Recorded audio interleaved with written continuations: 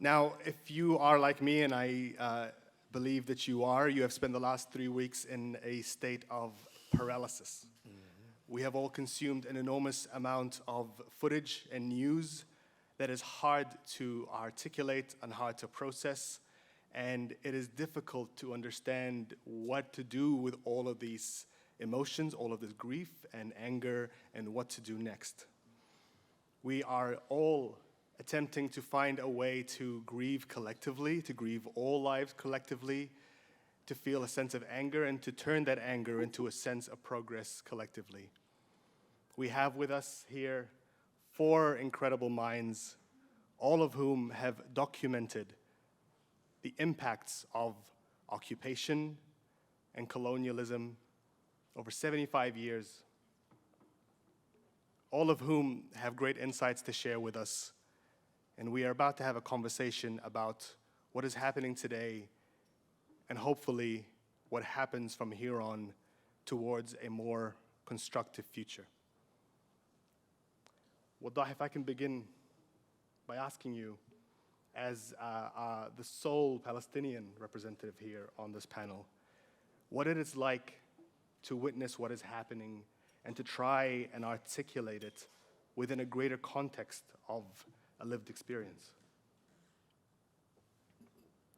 Thank you very much. You know, in fact, what we see at this moment in time is an intense moment that the Palestinians have been going through on various degrees for the last 75 years.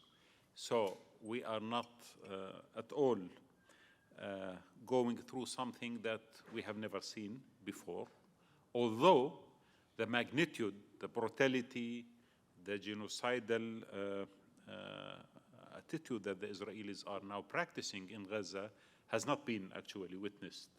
So the scale, the intensity is huge, but if you look at what has been happening, we have been going through continuous Nakba, basically.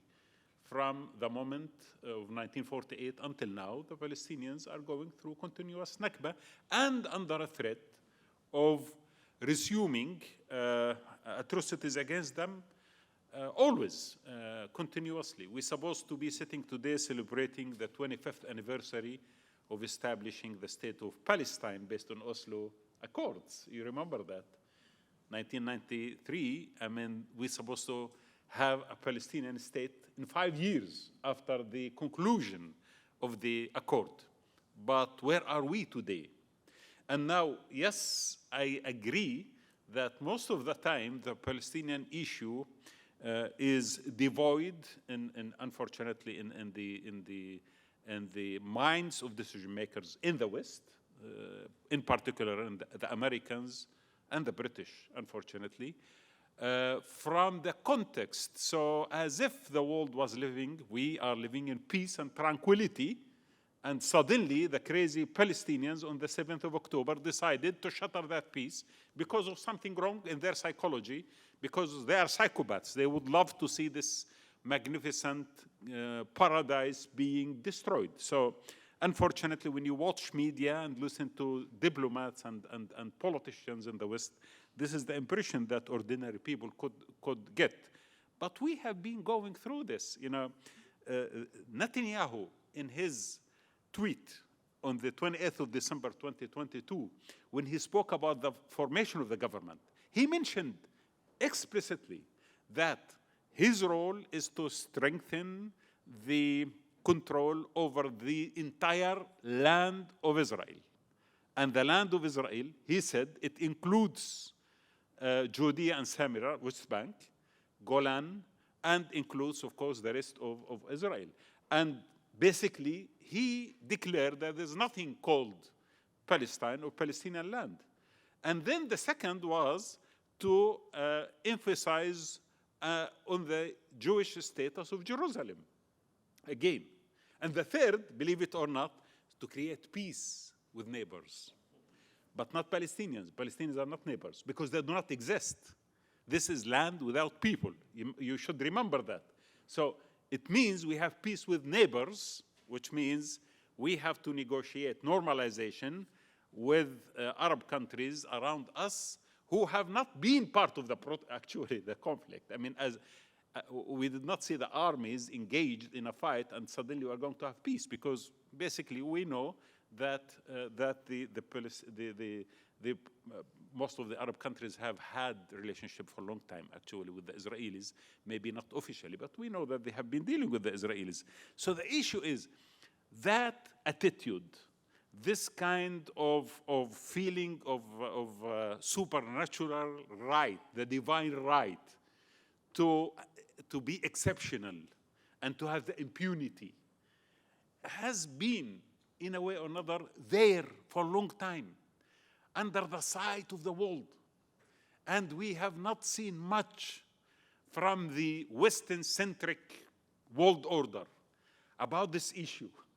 And now, of course, because of the massive brutality and the very explicit announcement of dehumanization of Palestinians, the killing of more than 3,000 children, the scenes, the horror that we see, and the religious discourse that suddenly Netanyahu started repeating and invoking Joshua ben Nun and his curse of Jericho publicly. A prime minister of Israel is defending genocide and speaking about what the British did in the Second World War in Dresden, justifying all of that, plus planning to evacuate at least half of the population of Gaza and push them out of their houses, with very clear cover and mandate of international powers, of Biden, of Prime Minister of Britain, the Germans, and the French. That's very interesting moment, because, believe it or not, we have been talking about Western hypocrisy, all of us, but we have never seen this explicit hypocrisy, shamelessly, in front of our eyes, ever. This is the moment where every kind of mask has dropped, and we see the faces of these leaders in front of us defending genocide, defending evacuation of people, defending destruction of, and denying even the right of Palestinian dead people to be acknowledged that they are dead. Biden is saying even the numbers are not accurate, you know? So if you ask me as a Palestinian, what do I feel?